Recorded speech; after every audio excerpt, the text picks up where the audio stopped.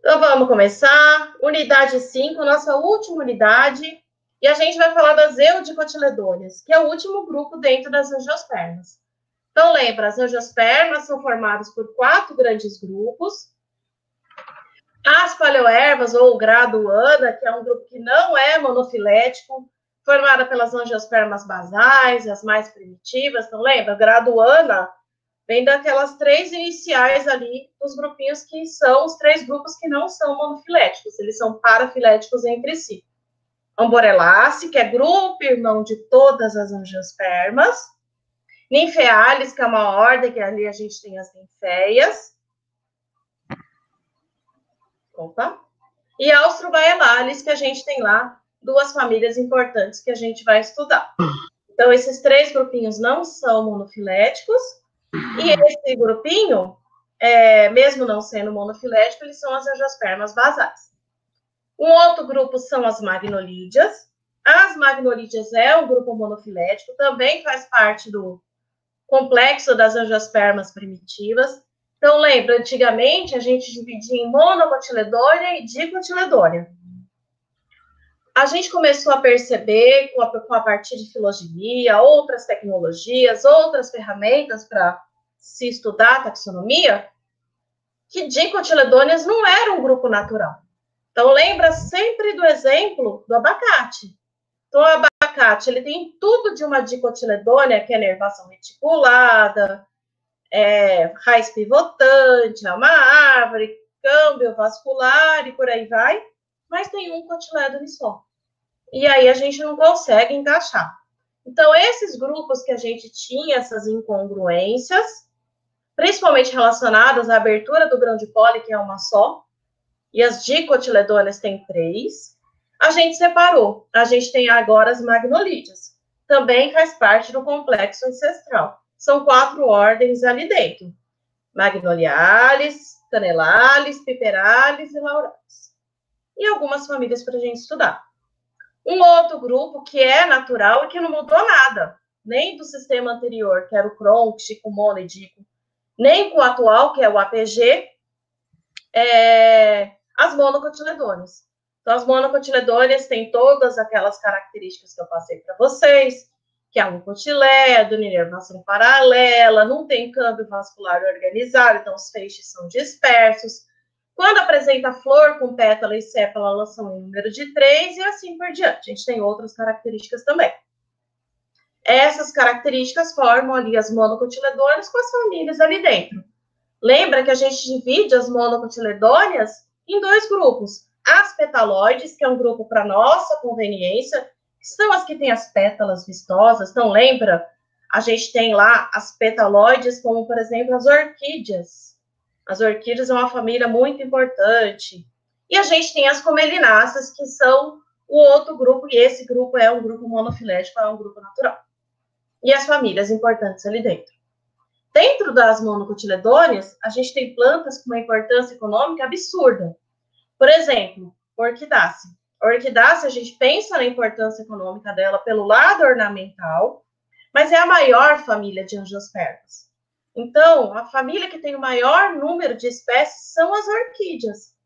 E ali, além do potencial econômico como planta ornamental, a gente tem outras coisas ali, como, por exemplo, a baunilha.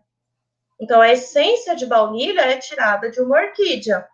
Não sei se vocês sabem, a orquídea vanilla não é brasileira, tal, aquela essência de baunilha. Mas a gente tem uma outra orquídea, que é a baunilha do cerrado. Ela tem uma fava maior, então aquela cápsula que a gente tira aquela polpa, que é a baunilha, essa fava ela é muito maior, tem muito mais quantidade. É um outro tipo de orquídea típica do cerrado e ela vem começando a ser utilizada. Então, é uma baunilha do cerrado. É uma planta bem interessante também. E lá dentro, a gente tem pelo menos 2 famílias muito importantes. A primeira delas é a família Poaceae, que é a terceira maior de angiospermas. A família Poaceae são as gramíneas, então lembra, ela tem o nome conservado de gramínea. Então a gente pensa em todos os cereais e toda a importância que vem ali.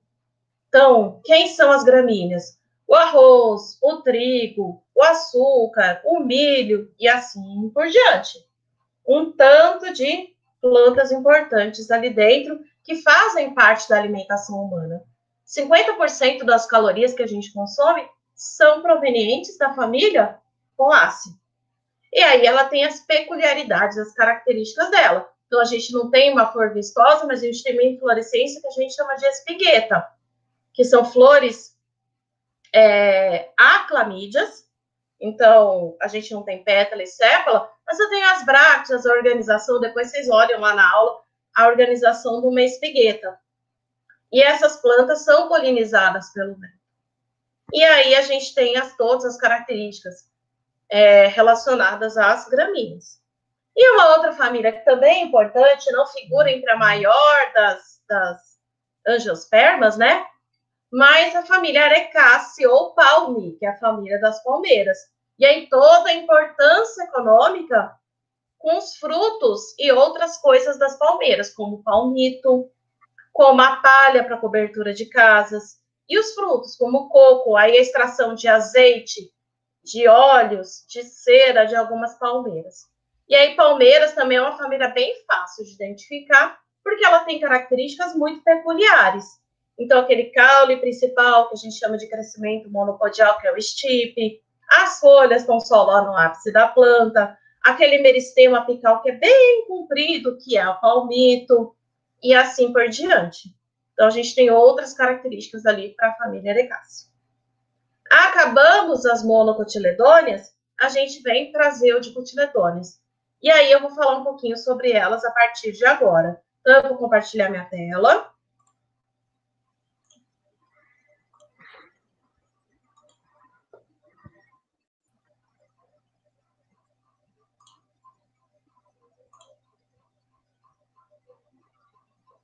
Deixa eu ocultar aqui. Então, a gente vai falar das eudicotiledôneas.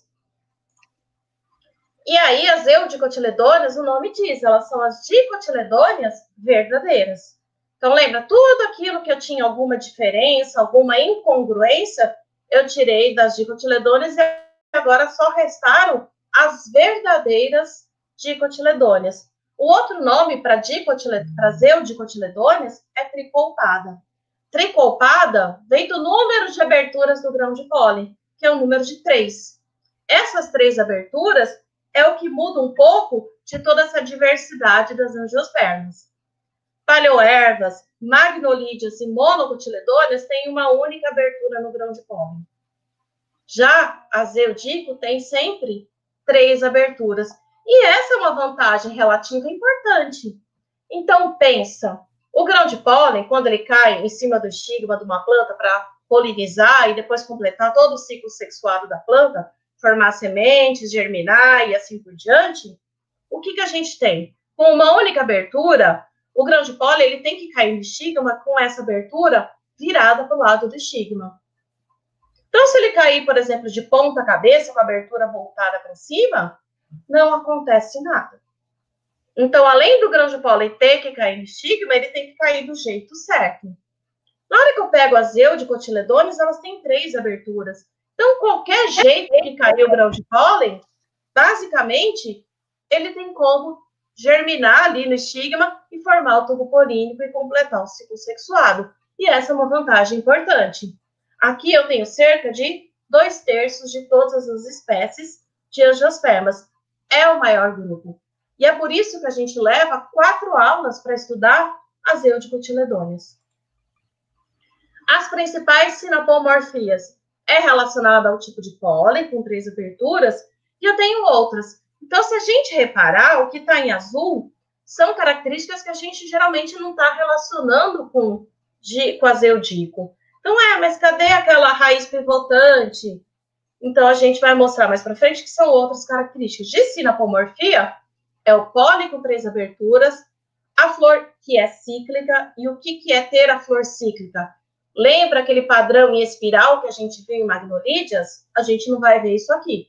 A gente tem ciclo de sépala, ciclo de pétala, ciclo de estame, ciclo de carpelo, concêntricos entre si. Isso é uma flor cíclica, que é o padrão de flor que a gente está acostumado. O filete, então lembra? Filete está na antera. Ele geralmente é delgado, ele é um cabinho bem fininho. E os plastídeos dos elementos crivados com bastante grão de amido. Tá? A gente tem flor, geralmente tetrâmeras ou pentâmeras. O perianto, quando ele é completo, ou seja, tiver sépala e pétala, ele é diferenciado em cálice e corola. Aqui a gente não vai encontrar flor, por exemplo, homoclamídia, quando sépala for igual a pétala. Aqui a gente não encontra isso. A placentação é geralmente axilar, tem feixe vascular organizado com câmbio, nervação das folhas de maneira reticulada, e a gente tem também a raiz pivotante. Então, a gente vai estudar todo esse final aqui da minha filogenia. Então, ó, a gente viu aqui, ó, as 3 primeiras. Ó, o Ana. A, N, A. Amborelacea, Ninfealis e Austrobailalis. O grado Ana. As magnolídeas, canelares, piperalis, lauralis e magnolialis. As monocotiledôneas. E agora a gente vai estudar as eudicotiledôneas, que é tudo isso. Dentro das eudicotiledôneas, a gente tem todo um grupo que não se encaixa nessas duas categorias, que são as primeiras dicotiledôneas, as primeiras eudicotiledôneas. A gente divide elas em 2 grandes clados. Um que a gente chama de rosídeas e o outro que a gente chama de asterídeas. As rosídeas geralmente são formadas por flores de alipétala, ou seja, pétalas livres entre si. As asterídeas são formadas por flores gamopétala, pétalas unidas entre si.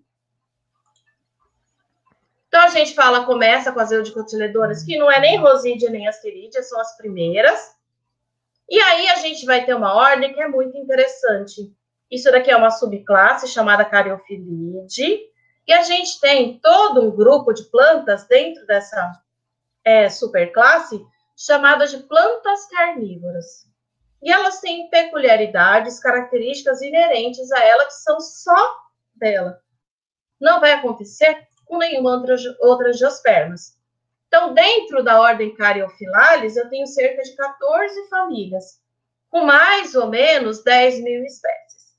E aí eu deixei destacado aqui em vermelho a principal característica dessa ordem, Mãe, que é possuir só para imprimir lá, tá? o pigmento chamado de betalaína. O que é esse pigmento betalaína? Pigmento betalaína é um pigmento que só acontece dentro das Caryophyllales. Toda angiosperma tem um pigmento chamado de antocianina. Todas, exceto Caryophyllales. As Caryophyllales não têm antocianinas. Elas têm um outro pigmento chamado de betalaína. E esse pigmento é um pigmento nitrogenado, vermelho ou amarelo, que acontece por toda a planta, seja no perianto, que é na flor, nos brotos, nos caules, nas folhas, nos frutos, e tem como principal função a absorção da luz ultravioleta e a proteção contra a herbivoria. É o que deixa a planta amarga. Então, o animal que vai comer essa planta, ele recua, porque tem esse palato amargo que não é interessante para o animal. Dentro da ordem Caryophyllales, a gente tem um monte de planta, inclusive todas as carnívoras, mas a gente tem uma família com uma importância econômica interessante, que é a família Cactaceae. Família Cactaceae é a família dos cactos. E aí eu quero que vocês entendam que a gente tem uma diferença bastante grande. Plantas cactáceas. Cactáceas é a planta que tem jeito de cacto, que parece um cacto, mas não necessariamente pertence à família Cactaceae. Então, eu vou mostrar, quando a gente chegar numa outra família, uma planta que parece um cacto, mas não é. As plantas da família Cactaceae, essas sim, são cactos que a gente chama de verdadeiros. Então, eu tenho cerca de 2.000 espécies, e aí as principais sinapomorfias são relacionadas ao jeitão da planta. Então, lembra, toda vez que eu tiver que estudar para saber as características de uma família, lembra de um exemplo. E aí, na hora que a gente pensa Cactácea, então é cacto. Qual é a primeira coisa que vem na cabeça da gente? Espinho. Então, o que é o espinho dos cactos? O espinho dos cactos são folhas modificadas.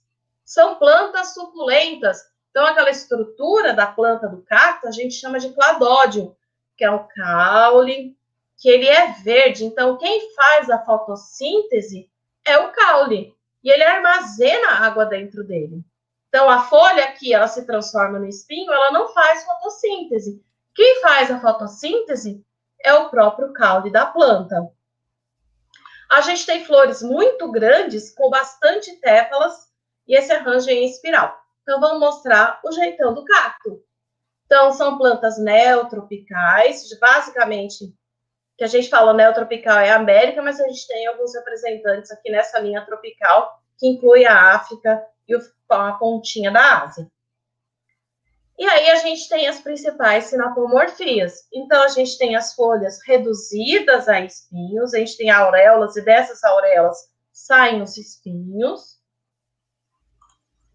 A gente tem esse caule, que geralmente ele é achatado, acumula água dentro dele, é um caule carnoso, por isso que a gente chama de planta suculenta, que é o cladódio. A gente tem uma flor muito vistosa, com várias tépalas em espiral. E a gente tem plantas que não necessariamente se parecem com aquele cacto padrão que a gente está acostumado. Essa daqui é uma planta do gênero Perescia, é uma cactácea. Essa daqui é uma Ora pronobis, uma planta que tem sido consumida mais na região de Minas Gerais, que a gente chama de proteína de pobre, carne de pobre, porque ela tem uma quantidade de proteína armazenada nas folhas muito grande. Ela tem espinhos por toda a planta também, mas ela foge um pouquinho do padrão dos cactos.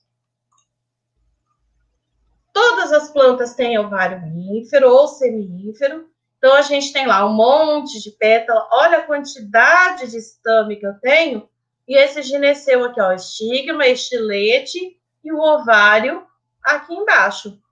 E dentro delas, além da gente pensar no potencial ornamental dessas plantas, e até no potencial de alimentação, como, por exemplo, a Ora pronobis, ou com chique-chique, ou mandacaru no Nordeste, que se faz um picadinho do próprio caule, depois de limpo, retirado os espinhos, a gente também tem um fruto que virou moda, que é a pitaia. Então, é um fruto carnoso, uma abacaxi, olha lá quanta semente, bastante apreciado, com valor agregado bastante grande. Então, vou mostrar um pouco mais sobre a pitaia.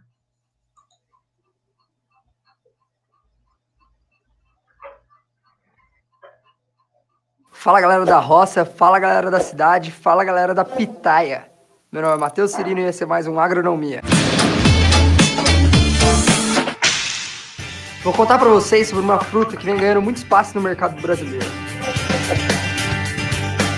Nos Estados Unidos e em outros países, a pitaia é conhecida como Dragon Fruit, ou fruta do dragão. Os frutos são saborosos e com uma pitada de limão ficam com um sabor inigualável.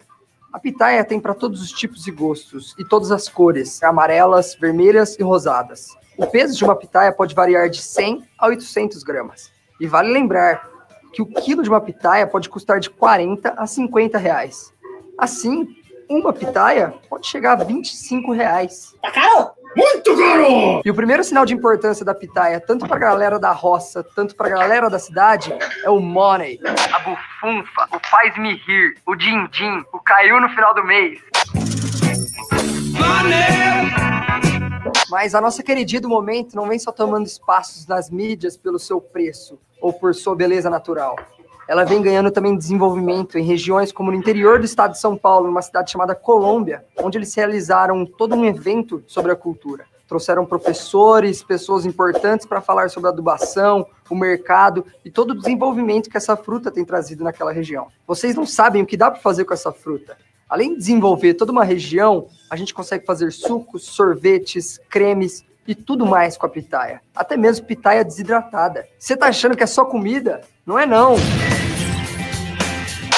um monte de coisa. A pitaia, cara, dá para se fazer cremes, esmaltes e muito mais. Bom, espero que vocês tenham gostado aí de saber um pouquinho da cultura da pitaia. E não deixe de clicar nesse sininho aqui. Clicando nele, você vai receber todas as nossas notificações e tudo o que está acontecendo com a agronomia. E galera, não deixe de conferir nossas redes sociais e acessar o nosso site. Clica na do sino. Então, vocês viram que a gente tem uma planta com potencial bastante grande, que é a pitaia. Então, ele está mostrando um pouquinho do que a gente tem. Professora, Pode perguntar.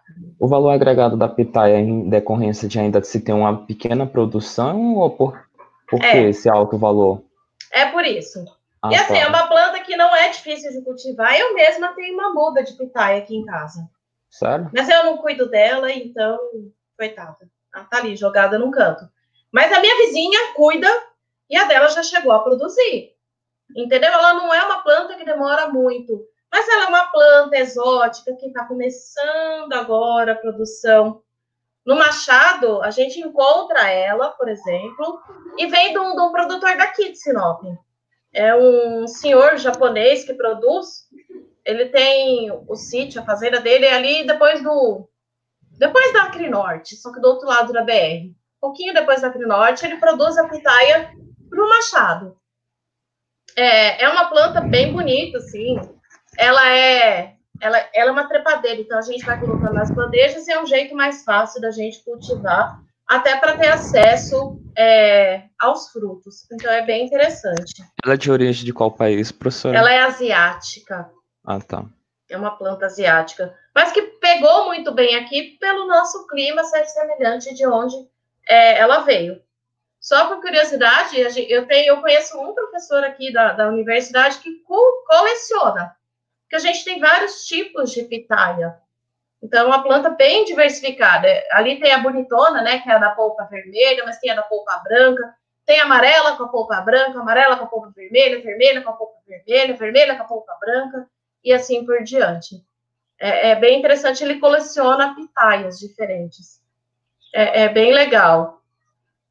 E aí, na hora que a gente pensa nos cactos, uma coisa que sempre chama a atenção nos cactos é a flor.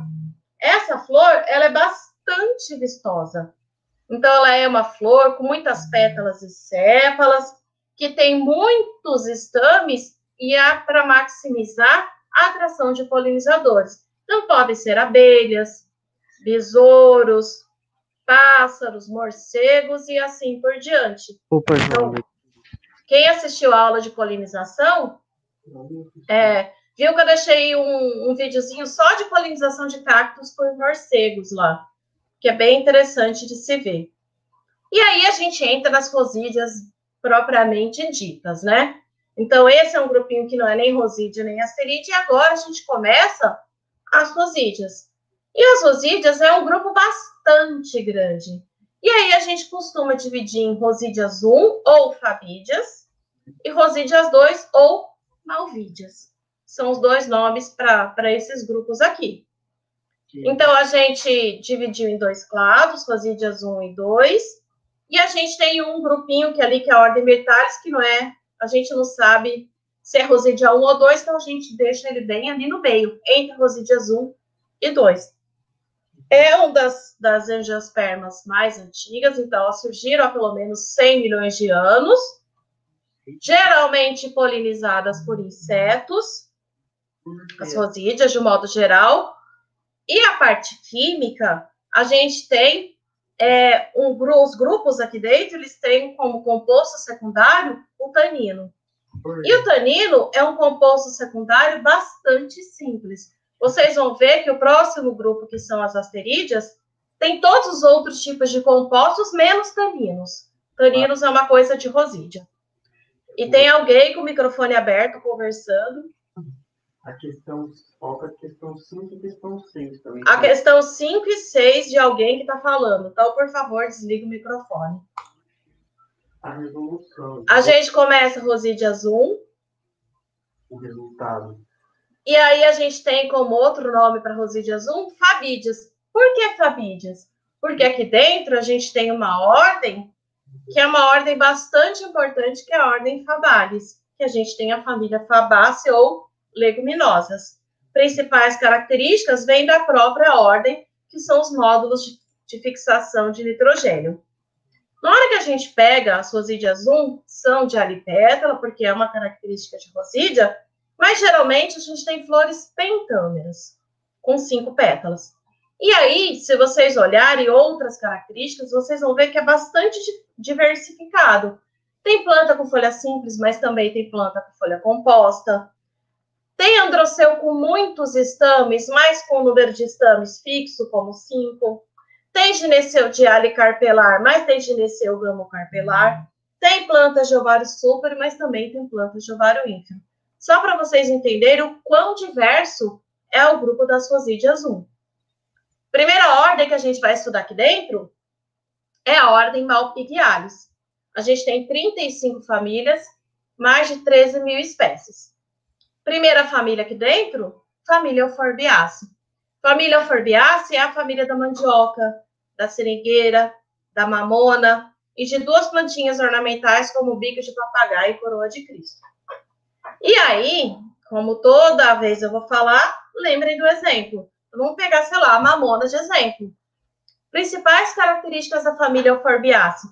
Flor com um único sexo. E as plantas são monóicas. Então, eu tenho flor masculina, separada da flor feminina, mas no mesmo indivíduo. Então, pense lá, a mamona é assim, florzinha masculina e feminina na mesma planta. Quem assistiu às aulas de morfologia lembra. A própria mamoninha, o formatinho da mamoninha é a flor feminina. E a outra florzinha, menorzinha, que parecia, sei lá, uma couve-flor, bem cheia de estame, é a flor masculina. O estilete é sempre bífido, dividido, geralmente em números de 3. Um óvulo por lóculo, então quem abriu os frutinhos da mamona, sempre vocês vão ver que os frutos é um fruto seco, do tipo cápsula, com 3 aberturas, são 3 bolinhas juntas, por isso que a gente chama de cápsula tricoca, são 3 bolinhas grudadinhas, com uma única semente dentro de cada um deles. E aí eu tenho outras características, sempre com folha alterna, geralmente essa folha ela é recortada, tem látex, a gente encontra glândulas de néctar fora da flor, então às vezes no pecíolo, que é o cabinho da folha, ou no próprio limbo foliar, na própria lâmina foliar, a gente encontra estípulas também. Então, lembra, estípula é aquela folhinha bem pequenininha que acompanha ali, fica pertinho da gema, que é para proteção da gema. E, às vezes, a gente encontra uma inflorescência diferente, que a gente chama de ciátio. Professora. Oi. Só voltando aí rapidinho na parte das euforbiáceas que tem mandioca. Aquela mandioca venenosa também é a mesma, faz parte, né? Faz parte, é tudo manihô. O gênero é manihô. Todos eles, é esse gênero aqui, manihô. Todos eles pertencem ao mesmo gênero. Então, lembra, mandioca tem látex, seringueira tem látex, lembra? A gente extraía borracha, bebemos da borracha durante um tempo nesse país. A mamona tem óleo, tem essa parte de secreção. Então, a gente pensa nesses exudados que a planta libera. Uma característica que só acontece em Euphorbiaceae, mas não vale para todos os gêneros, só para o gênero Euphorbia, que é esse tipo de inflorescência que a gente encontra na coroa de Cristo. Então, o que parece ser uma florzinha aqui na coroa de Cristo é uma inflorescência. Então, ela é formada por brácteas, uma flor unissexual feminina cercada por flores unissexuais masculinas. Então, essa inflorescência, esse padrãozinho aqui, que a gente encontra na coroa de Cristo, só acontece em Euphorbiaceae. Essa é uma característica exclusiva, mas só para o gênero Euphorbia, as outras não. O bico de papagaio também é uma Euphorbia. Então, olha lá, uma bráctea vistosa, uma glândula de néctar enorme, o néctar fica aqui produzido, e a florzinha aqui, que é o conjuntinho de flores masculinas e femininas, uma única estrutura. Essa plantinha aqui, muito usada em decoração natalina, que é o bico de papagaio. A mamona, e eu acho que na mamona a gente consegue perceber uma característica muito evidente das Euphorbiaceae, que é esse fruto sempre uma cápsula formada por 3 partes. Essa folha recortada, se a gente pegar o pecíolo, a gente vai encontrar uma glândula de néctar aqui e uma bem aqui na base da folha. Para que serve essa glândula de néctar fora da folha? Essa glândula de néctar, ela serve para atrair formiga. E a formiga funciona como um guarda. Então, a formiga não deixa que os predadores, os herbívoros, se aproximem. Então, ela fica patrulhando ali a planta por conta dessas glândulas de néctar espalhadas fora ali por toda a planta e protege ali a planta dos herbívoros. É uma pena que nessa figura não está mostrando, mas essa aqui são as flores femininas já transformadas em frutos. Então, se a gente pegar ali, é uma cápsula tricoca, se vocês pegarem ali a pontinha do gineceu, que é o estigma, ele é sempre bifurcadinho em 3. Então, parece 6, mas são 2, 2 e 2, bifurcadinho. E na parte de baixo, a gente tem as flores masculinas, que aqui não dá para ver nessa figura. Professora. Oi. Essa planta, essa mamona, ela é uma planta daninha? Ela é uma planta cosmopolita. O que é uma planta cosmopolita? É aquela que consegue se adaptar a qualquer tipo de ambiente. E dependendo do grau de infestação, ela se torna uma planta daninha. Então, a mamona, ela tem o lado positivo, que a gente pode pensar na extração do óleo para a formação de biodiesel, por exemplo, a produção de biodiesel, ou da própria torta de mamona, que é um adubo importante. Mas a gente tem o lado negativo, que é uma planta invasora bastante comum e com bastante, que a gente fala de agressividade. Por que a mamona é uma planta invasora bastante agressiva? Esses frutinhos, aqui ele está imaturo, aqui ele já está, vocês conseguem perceber que ele já está seco? Como é que funciona? Essa cápsula, ela tem uma deiscência que a gente chama de explosiva. Então, aumenta a pressão interna e ela explode. Na hora que ela explode, ela lança a semente como se fosse um trampolim, longe. E aí, essa semente, ela tem um poder de germinação de mais de 99%. Ou seja, toda semente de mamona que cai no solo vai germinar. A taxa de germinação de mamona, ela é altíssima. E aí, ela vai colonizando aquele ambiente. Por isso que o pessoal fala, você tem um terreno baldio, arranca a mamona quando ela estiver pequena. Porque quando ela der o fruto, é mais difícil de controlar. Porque as sementes, elas vão sendo espalhadas por causa dessa deiscência explosiva e a gente acaba não percebendo. Então, a semente, você tira o pé adulto, mas as sementes estão ali no solo, vão germinar e formar novos indivíduos e assim por diante. Dentro da família Euphorbiaceae, a gente tem plantas também com aparência de cacto. Então, essa daqui é uma planta que a gente chama de candelabro. Ela parece um cacto, mas não é cactácea, não pertence à família Cactaceae. A diferença entre esse cacto e o mandacaru, que é o cacto mais típico, é que nessa daqui, vocês vão ver que na pontinha de cada espinho sai uma folhinha. Isso é uma Euphorbiaceae. Então, ela não é um cacto verdadeiro. Só para mostrar um pouquinho sobre a mamona.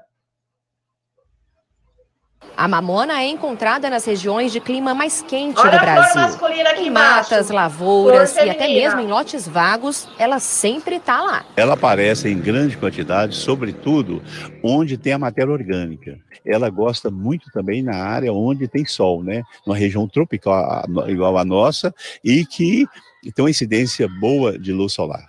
Os frutos da mamoneira podem ser colhidos várias vezes ao ano, de maneira simples, manual. A planta pode ter inúmeras utilidades. E não para por aí não, viu? Dá para acreditar que com a mamona dá para fazer ainda adubo orgânico e uma espécie de agrotóxico alternativo. A gente convidou o Baldo para vir até essa horta comunitária para ensinar as agricultoras como preparar esses produtos. Vamos lá, Baldo? Vamos lá, vamos trabalhar. Bora lá! Vamos aprender primeiro a fazer um defensivo, que é uma alternativa ao agrotóxico industrializado. A gente está aqui com as agricultoras da horta comunitária do bairro Ciro dos Anjos, em Montes Claros. Então vamos ao passo a passo, Baldo? Exato. Ele utiliza 4 a 5 folhas de mamona por litro d'água. Você amassa essas folhas, em seguida você coloca na água e deixa por 12 horas em repouso. Você amassa as folhas para para tirar o coa e tanino. já O pode ser tanino vai aplicado funcionar como na horta. defensivo. Essas folhas usadas no defensivo estão sem o talo. A aplicação pode ser feita com o pulverizador ou com um regador mesmo. E a mistura, por ser natural, não prejudica quem consumir os alimentos. Já o adubo orgânico é feito com o fruto da mamona misturado com esterco bovino. O Baldo, explica pra gente como é feita essa preparação. Veja bem, o ideal que esse fruto da mamona fosse desintegrado, né? O desintegrador. Mas também pode ser socado no pilão. É o que nós vamos fazer aqui agora, que não tem um desintegrador. Então tem uma quantidade você de óleo muito grande uma no fruto parte da mamona. desses caroços de mamona e mistura com 5 partes de esterco bovino. Você mistura bem e molha, né? E depois de molhado, você cobre com plástico ou outro material e vai molhando durante uns 8 dias. E quando 30 a 35 dias já está no ponto de uso. Aí já pode ser utilizado na horta, perfeitamente. Você pode fazer o adubo de plantio, o adubo de cobertura, que responde muito bem. E elas, hein? Será que as agricultoras gostaram das novas técnicas que aprenderam? Tem muito sacrifício de alguns adubos aqui, né? Então eu acredito que esse ao natural, assim, que o custo é bem baixo, né? Então eu acredito que vai ser bom para nós. Isso vai ser ótimo, porque vai ser natural. E bem baratinho. Aí, bem baratinho, como barato. Então, viram que a gente tem outras alternativas com a mamona. Professora, Pode perguntar. No adubo orgânico, ele usa o fruto, foi isso? Isso. Para Mas fazer aí a torta de mamona é fruto com esterco. Eles misturam os dois. Mas aí, no caso, não vai nascer, depois não nasce, que tá com a semente ainda, esse fruto? Vocês viram que eles amassam? Aham. Eles amassam no pilão e aí você acaba o quê? Estragando ali o próprio embrião ali da planta, né? Tá. E aí você vai curtir aquilo durante muito tempo. Então, essa própria curtido ali do adubo, você vai matando ali, não vai germinar, entendeu? Então, você pode aplicar ali na sua horta sem problemas ali. É bem interessante. A gente tem a mandioca.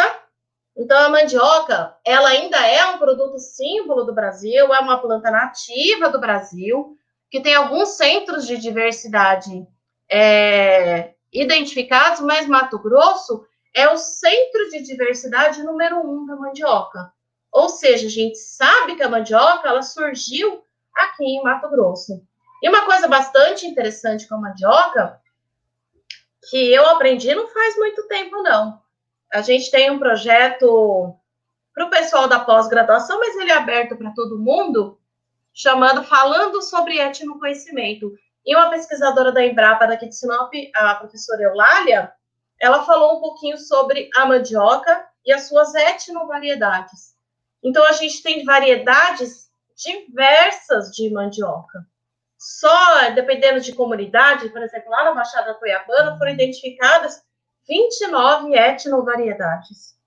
Então, são variedades dentro de uma única espécie, que é a Manihô esculenta, que é o nome científico da mandioca, cada uma com a sua particularidade. Mais resistente, mais amarela, mais branca, e assim por diante. É bem interessante. E aí, uma coisa que ela falou, que é bastante importante, que os grandes cultivos, como é que a gente planta mandioca? Então, a gente escolhe a muda que produz mais, né? E faz lá os toletes, que é cortar pedaços do caule e plantar de volta na terra para ter clones a partir daquela planta. E uma coisa que vem se perdendo é plantar a mandioca da semente, que aí a gente tem uma variabilidade genética maior. As populações tradicionais, aquele que tem agricultura familiar com a mandioca, eles ainda plantam mandioca de semente, fazem cruzamentos entre etnovariedades de mandioca diferentes. E aí eu sempre vou ter variedades distintas de mandioca.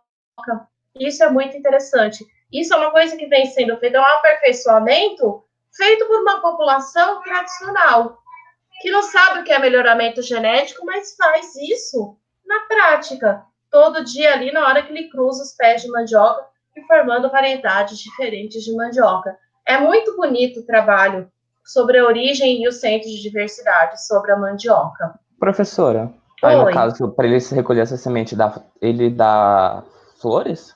Dá. A flor da mandioca é muito parecida com a flor de mamona. O frutinho é exatamente igual. Então, você pega o frutinho, coleta e semeia, né? Planta ele e espera nascer novas Mas variedades de mandioca. é mais difícil nascer por semente do que pelo... É mais lento. Na hora que a gente planta os toletes, que é pelo caule, é mais rápido. E é por isso que as grandes produções usam a maneira mais rápida. Mas pela semente é mais devagar, porque a gente tem que esperar todo o ciclo reprodutivo da planta. E esperar crescer a planta até que ela tenha a mandioca no ponto ideal de colheita e assim por diante. Mas é uma técnica muito utilizada pelas populações tradicionais e que aos poucos vem se perdendo ao longo do tempo. Então, a mandioca é uma das plantas que corre risco do que a gente chama de erosão genética, de ter aquela população super homogênea e não ter diversidade dentro dela. Vou mostrar um videozinho sobre mandioca. Acho que é do agro. A indústria riqueza do Brasil. Mandioca é agro. Em alguns lugares também. Agora apareceu. Mandioca está na base da alimentação de várias regiões brasileiras. Está nas farinhas, no polvilho que vai na tapioca, no pão de queijo, na gelatina, nos embutidos. O amido de mandioca também é usado para fortalecer os fios nas tecelagens, para esfriar as brocas nos poços de petróleo e até na purificação dos minérios na siderurgia. Mandioca é o alimento que saiu do Brasil nos navios portugueses e se espalhou pelo mundo. O faturamento da mandioca nas fazendas brasileiras em 2017 chegou a 11 bilhões de reais. Mandioca é alimento básico, é versatilidade. Mandioca é agro. Agro é tech, agro é pop, agro é tudo. Tá na Globo. Apoio Ford Ranger. Então, se a gente pensar, a mandioca ela está presente numa diversidade de produtos, não só alimentícios, a gente tem outras vertentes que a gente encontra mandioca. Então, se vocês olharem uma série de rótulos, até de produtos industrializados, vocês vão ver que tem lá a parte de mandioca fazendo parte da composição ali. Então, polvilho, amido, a própria mandioca in natura e assim por diante. Dentro da família Euphorbiaceae também tem outras plantas. Então, por exemplo, esse é um tipo de leiteiro, que é do gênero sápio, que antigamente se utilizava para fazer sabão. Então, as pessoas que ficavam muito tempo na mata e precisavam se limpar, elas esfregavam as folhas dessa planta uma na outra e formavam uma espuma e lavavam o corpo. Então, para tirar aquela sujeira mais grossa. Vem do látex, né? Então, a gente tem esse tipo de planta. E a gente tem outras ali que podem ser utilizadas como planta de reflorestamento por serem plantas pioneiras. Eu tenho, por exemplo, o cróton, que é uma planta ornamental muito utilizada na decoração, mas ela tem também duas vertentes diferentes ali nessa planta.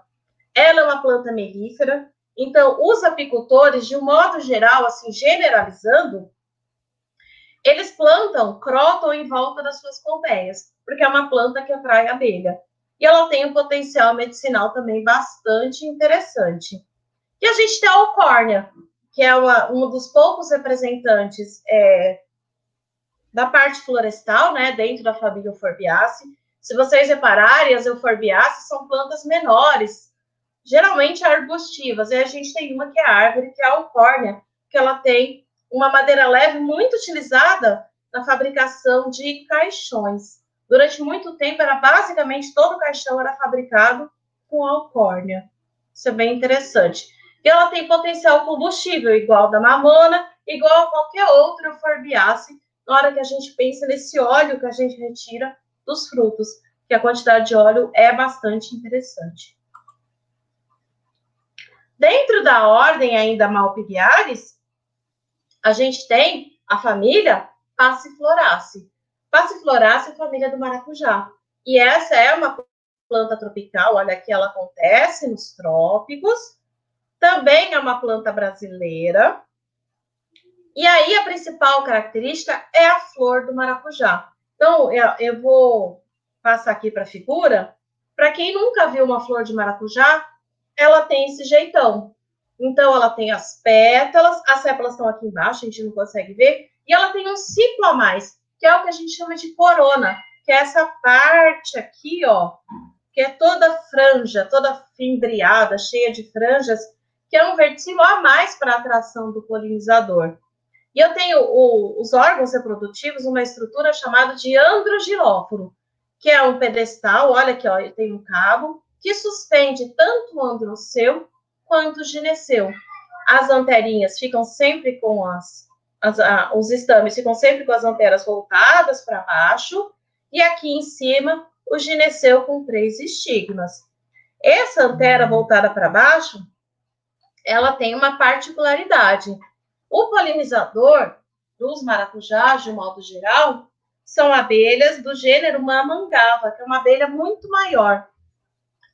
As anteras do maracujá, elas não têm deiscência própria. Então, a abelha vem, pousa aqui nessa estrutura da corona e vibra. Esse movimento de vibrar que faz com que a antera libere o grão de pólen, e aí ela coleta esse grão de pólen e vai passando de uma planta para outra. Então, essa é uma particularidade aqui da família. Então, a presença da corona que surge ali na superfície da flor. São plantas que têm gavinhas, então são plantas trepadeiras, e a folha, ela tem uma nervação diferente em forma de mão. Então, a folha tem um formato recortado. Desculpa. Então, aqui mostra a gavinha, aqui mostra a flor, que é diferente ali do maracujá. Então, aqui a gente tem a florzinha do maracujá. Então, olha lá, as pétalas, ó, aqui é sépala, aqui é pétala, e essa estrutura aqui é a corona. Depois de fecundada a flor, ela se transforma no fruto ali, que é do maracujá. Então, são plantas que têm gavinhas. Olha essa folha, como ela é recortada. Então, essa nervação, ela é palmada em forma de mão. E um pouquinho sobre o maracujá.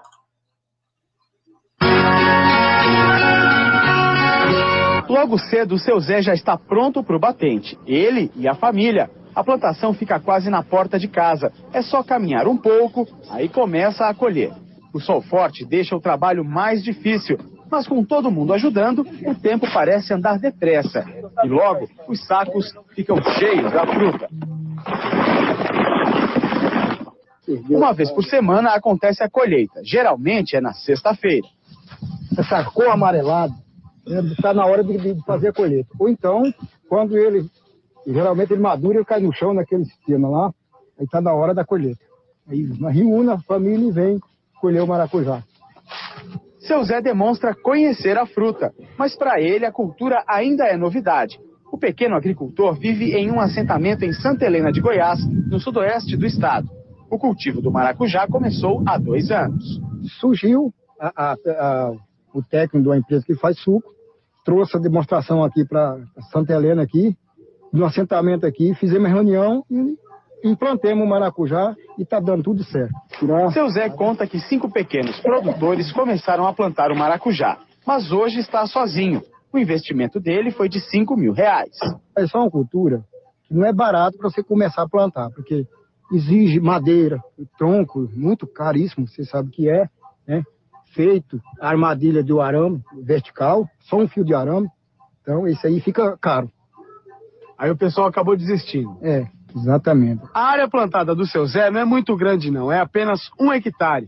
Mas a produção é muito boa. Por semana, ele e a família chegam a colher aqui até 1 tonelada de maracujá. Para conseguir esse resultado, tem que cuidar muito bem da lavoura, adubar direitinho, mas o principal é a polinização. Todos os dias, a partir das 2 horas, tem que fazer polinização. E é uma por uma? Uma por uma, tem que ser tocado.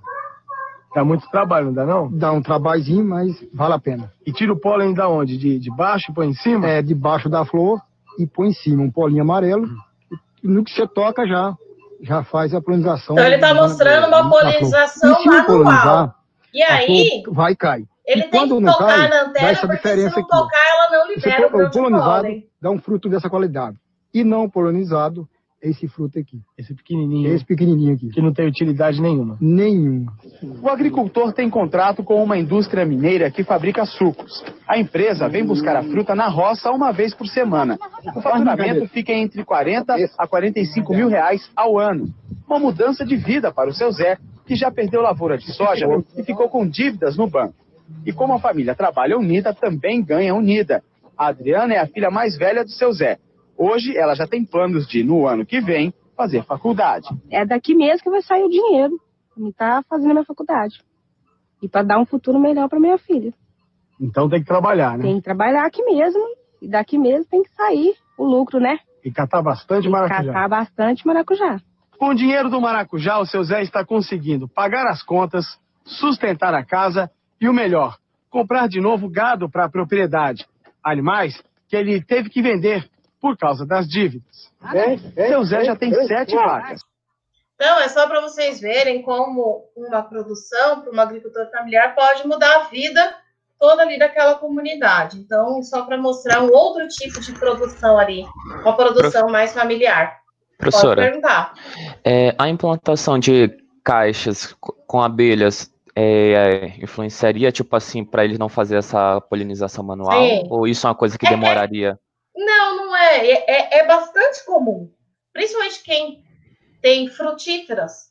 Encomenda caixas de abelhas. Mas tem que ser mamangava. Então, vocês viram ali na florzinha que apareceu a abelha comum ali nas florzinhas ali no vídeo, né?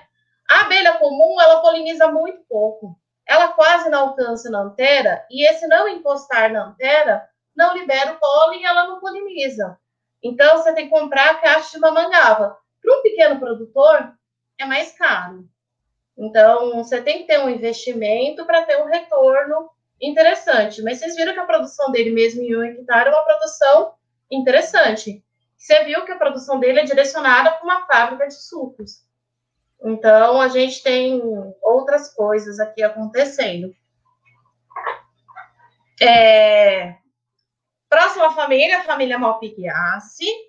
É a família da acerola, do murici e dos resedás, o resedá amarelo, de modo geral. Aqui o gênero é Malpigha, tá escrito errado, tá faltando um G aqui, ó, Malpigha. Personime e assim por diante. E a família Malpighiaceae, ela tem uma particularidade que é bastante interessante e fácil de enxergar.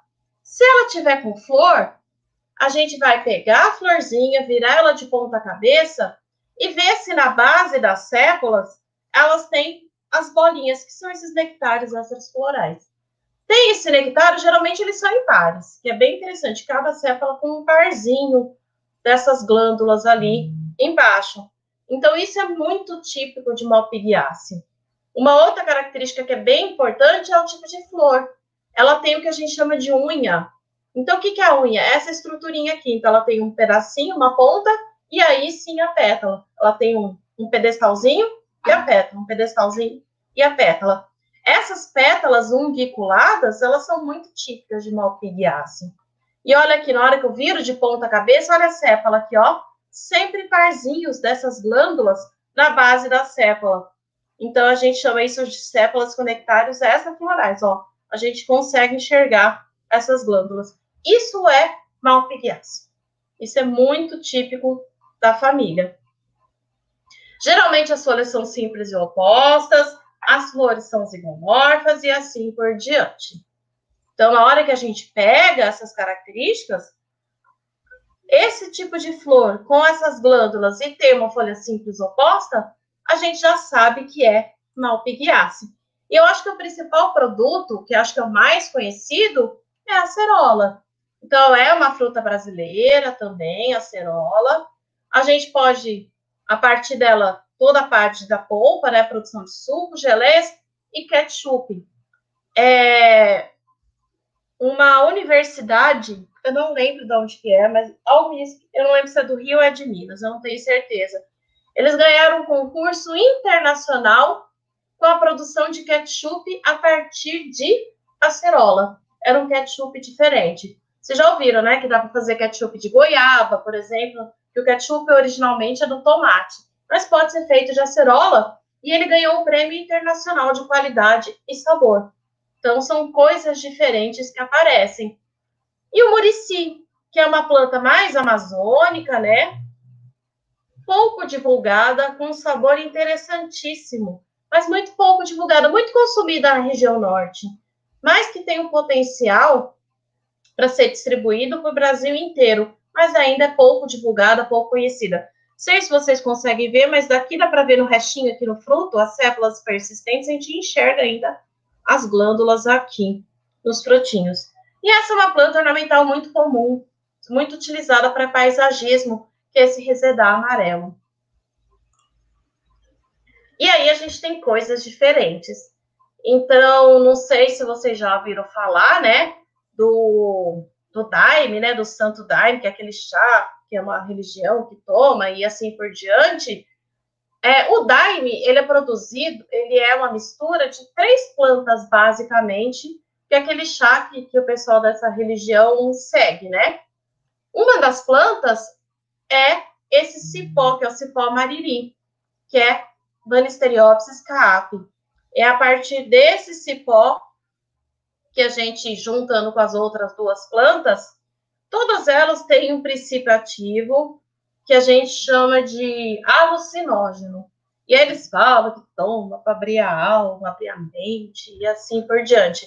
Tanto é que o ayahuasca, né, chama cipó do morto ou cipó do espírito, que é para abrir a mente ali, para receber os ancestrais e por aí vai. O ayahuasca geralmente é associado a esses rituais muito presentes aqui na região amazônica. Então, olha lá a florzinha, geralmente a gente corta os pedaços do cipó e mistura um pouco das folhas. E aí faz lá, cozinha por algum tempo. Tem todo um jeito de se fazer esse ayahuasca, né? Que é o chá do Daime. E a ordem mais importante, que é o que dá nome ao grupo das Rosídeas 1, que é a ordem Fabalis. Oi. Essa parte que a senhora explicou agora tá nos slides que a senhora enviou pra gente? Do Daime? Não sei. Mas aí é curiosidade também. Ah, tá. Então, que eu tava olhando aqui, eu não tava achando essa parte da acerola em diante. Mas eu acho que eu coloquei depois. Curiosidade. Beleza. Não vem ao caso. A ordem Fabalis, que dá nome, né, ao grupo das Rosídeas 1, Fabídeas, formada por 4 famílias, e aí a principal família ali dentro é a família Fabaceae. A família Fabaceae com a família Poaceae representa cerca de 70% das calorias que a gente consome, que são as leguminosas. Feijão, soja, ervilha, amendoim, são os grãos, de um modo geral. E aí a gente pensa em todas as características da família Fabaceae. Chama leguminosa por quê? Porque tem um fruto que a gente chama de legume. E aí era o que eu falava nas minhas aulas de morfologia. Legume popular é tomate, batata, chuchu, abobrinha. Legume, no nome botânico, no nome científico, é um tipo de fruto seco, que abre por 2 válvulas longitudinais, 2 deiscências ali longitudinais, com as sementes ali dentro. A gente consome basicamente as sementes. São plantas que têm um alto metabolismo de nitrogênio e aminoácidos não usuais, porque a gente encontra lá os nódulos nas raízes. Dentro desses nódulos a gente tem bactérias do gênero Rhizobium. Então, esse gênero Rhizobium, que quebra os nitratos dissolvidos no solo e faz com que a planta consiga absorver esses nutrientes e fixa esse nutriente no solo. Tem uma inflorescência que é do tipo rácimo, que é o popular cacho. E esse fruto, o gineceu, ele sempre é unicarpelar, que vai gerar esse fruto legume. Ovário sempre súpero. E aí a gente tem, como que eu vou reconhecer? São formadas por folhas sempre compostas, alternas. Pode ter estípulas e pulvinos, que é aquela dilatação na base do pecíolo, que faz com que o folíolo abre e fecha, dependendo da hora do dia, ou como a sensitiva, que é aquela plantinha que a gente encosta e fecha ali os folíolos. Geralmente o fruto é um legume ou uma variação alada que a gente chama de sâmara. Elas são divididas em pelo menos 3 subfamílias, hoje são 4, mas aí não vem ao caso, só para vocês saberem, que são as subfamílias Mimosoide, Cesalpiroide, Faboide e Cercide, que é a última subfamília descrita no ano de 2018. Eu preciso até incluir aqui nesse slide. Então, só para a gente dar uma passada rápida pelos grupos aqui dentro. Então, a gente encontra sempre esse padrão de folha composta E as mimosas, as mimosoides, elas têm esse padrão de flor. Sépala e pétala muito mirradinha, mas uma quantidade absurda de estames. Então, a gente parece um pompom, né? Então, maiores ou menores, a gente tem esse padrão de flor aqui para esse grupinho de plantas. As leucenas, os ingás, são todas mimosoides. Então, olha lá, olha a quantidade de estame que essa planta produz. E o fruto é sempre esse legume aqui, ó. Ou a popular vagem, né? A gente chama isso popularmente de vagem. Abre por duas aberturas no sentido longitudinal. Dentro das mimosoides, eu posso mostrar o angico, que a gente tem um aproveitamento da sua madeira. A gente pode aproveitar a casca, que é rica em taninos, utilizada em curtumes. A gente consegue utilizar resina. E aí a gente tem toda a madeira utilizada na construção naval e civil. E aí são plantas muito utilizadas na arborização urbana e no paisagismo, porque são plantas que toleram uma condição climática do ambiente não muito agradável, não muito boa para ela. Professora. Oi. O ingá também é uma leguminosa? É. Toda planta né? que tiver o fruto legume é uma leguminosa. E é uma famácea. Beleza.